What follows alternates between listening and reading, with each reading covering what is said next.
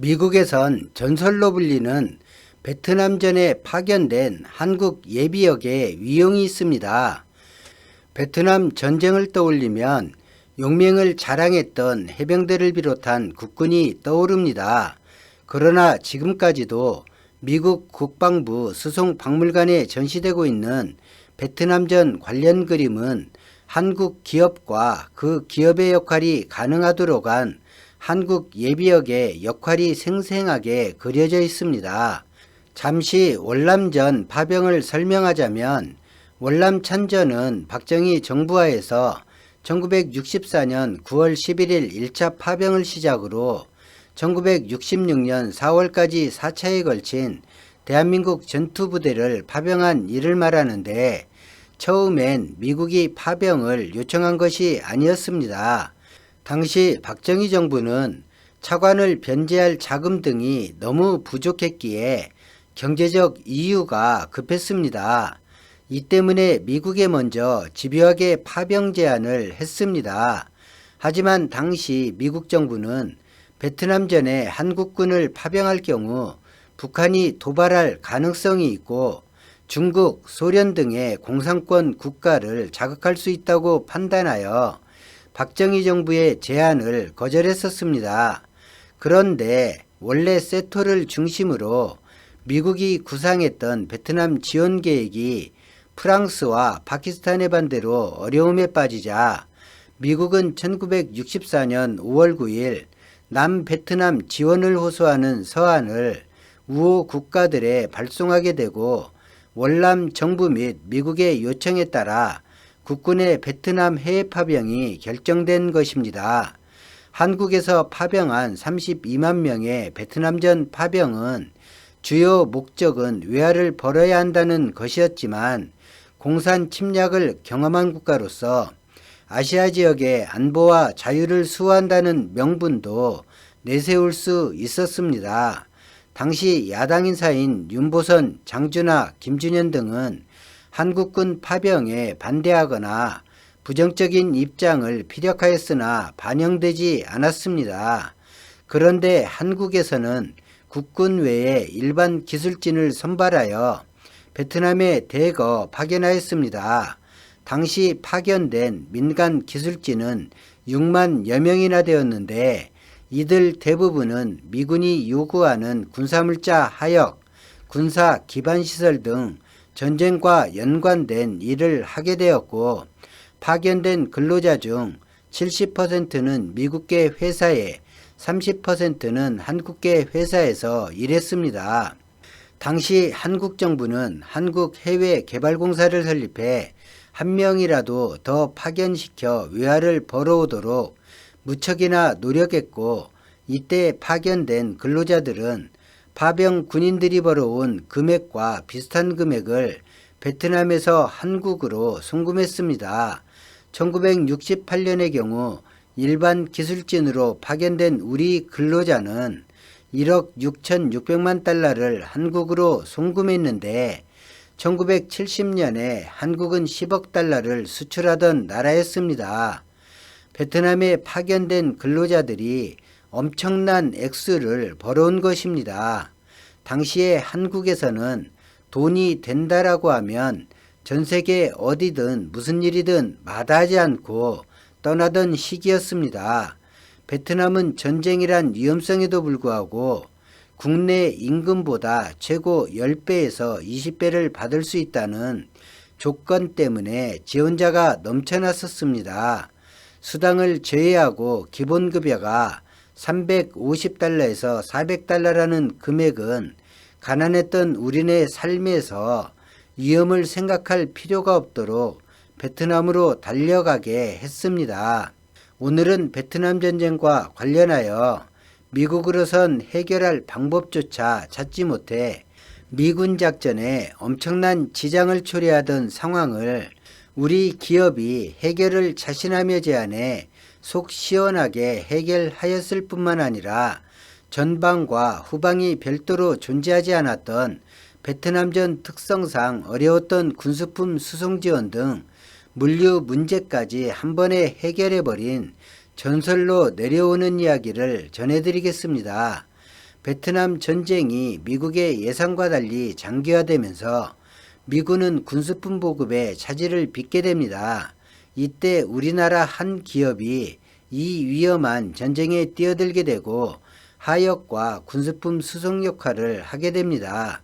남베트남 중부 동쪽엔 구이년이란 작은 항구가 있는데 이 항구는 규모는 작지만 내륙의 주요 도로와 연결된 미군의 군수물자 수송을 위해 중요한 항구였습니다.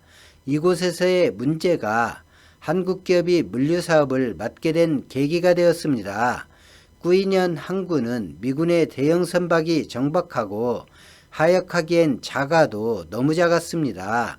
대형 선박들은 하역 지체로 정체가 극심했고 하역 물자가 제때 하역되지 못해 전쟁에 지장을 줄 만큼 지체가 심각했습니다. 이런 상황에서 한국 기업이 하역과 운반을 한꺼번에 해결해 주겠다고 제안했고 한국의 기술이나 역량으로 볼 때 미국은 불가능한 도전이라며 거절했습니다. 하역도 그렇지만 당시 물류 수송 작업은 전쟁터를 누벼야 하는 일이어서 민간 기업이 할 일이라 미군은 생각하지 못했습니다. 그러나 한국 기업은 이 용역을 맡게만 준다면 100일 안에 작업에 착수하고 7일 이상이 걸리던 하역 작업을 3일마다 한 척씩 마치겠다고 장담합니다. 이 제안을 믿지 못하는 미국에 만약 약속이 지켜지지 않으면 하루당 1만 달러의 위약금을 내겠다고 제안을 하게 됩니다. 의심스러워하는 미국은 워낙 사안이 급했던 터여서 한국 기업과 계약을 하게 되고 미군 당국에 입이 쩍 벌어지는 일이 발생했습니다. 당시 군수품의 상당량이 홍콩에서 선적되었는데 한국 기업은 홍콩에서부터 선박이 아닌 작은 바지선에 물자를 싣고 줄줄이 비엔나 소세지처럼 쭉 묶어서 베트남 구이년 항구까지 가지고 와버렸습니다. 대형 선박은 정박도 하역도 어려웠지만 바지선에 실려온 군수품은 아무런 문제 없이 하역을 할 수 있었고 미국 기업이 수송을 맡았을 때는 홍콩에서 출발한 선박이 구이년에 도착해 하역하는 데 평균 7일 이상이 걸렸지만 한국 기업은 이틀 만에 끝냈습니다. 한국 기업이 이를 해결해내는 창의성은 미국이 상상할 수 있는 것이 아니었을 것입니다. 미국이 보기에 물류작업은 한국 기업이 너무 쉽게 해결한 듯하지만 사실 홍콩에서 베트남 구이년까지 작은 바지선을 소세지에 엮듯 줄줄이 끌고 간다는 것 자체가 커다란 몸입니다. 하역까지 물류작업은 그렇게 해결이 되었고 다행히 위약금은 단 한 번도 발생되지 않았습니다. 미군과 계약한 것은 하역뿐이 아니었죠. 이제 전선에 흩어져 있는 군부대에 하역한 군수품을 수송해야 했는데 이때 대한민국의 예비역들이 동원되었습니다. 그것도 일반 예비역이 아닌 6.25 전쟁을 몸소 체험한 예비역들이 그 임무에 투입되었습니다. 한국 기업은 미군 측에 물류 수송을 호위하기 위해 무장을 해야 한다고 설명했고 미군은 그 요구를 당연하게 받아들였습니다. 다만 민간인이 너무 위험에 노출된다고 많은 걱정을 했었습니다. 한국에서 차출된 예비역들은 미군이 지급한 방탄조끼와 자동소총으로 무장해 군수품을 실어 날렸습니다. 물류 수송을 한국인이 담당한다는 사실이 베트공에 알려졌습니다.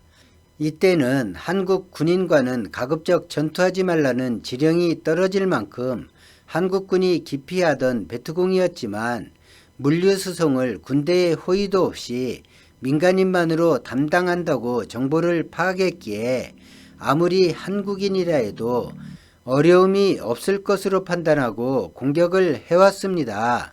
이 군수품을 뺏기 위해 베트공들이 공격을 해왔지만 베트공은 군인보다 강한 민간인을 경험하게 됩니다.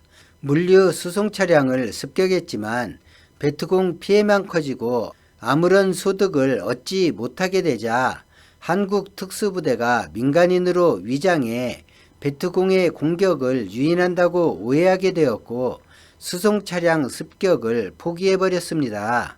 한국 기업이 맡은 하역과 군수물자 수송지역에선 미군이 불편을 조금도 느끼지 못했다고 합니다. 미군이 전시물자를 수송할 때 미군은 많은 사상자를 내고 수송 물품을 약탈당했지만 민간인인 한국 예비역들은 피해가 거의 전무였습니다. 당시 이 하역 작업을 위해 동원된 바지선, 군수 물자를 수송하는 예비역의 모습이 상세한 설명이 포함된 그림과 함께 미 국방부 수송박물관에 지금까지 전시되고 있습니다. 오늘 영상은 여기까지입니다. 시청해 주신 여러분 고맙습니다.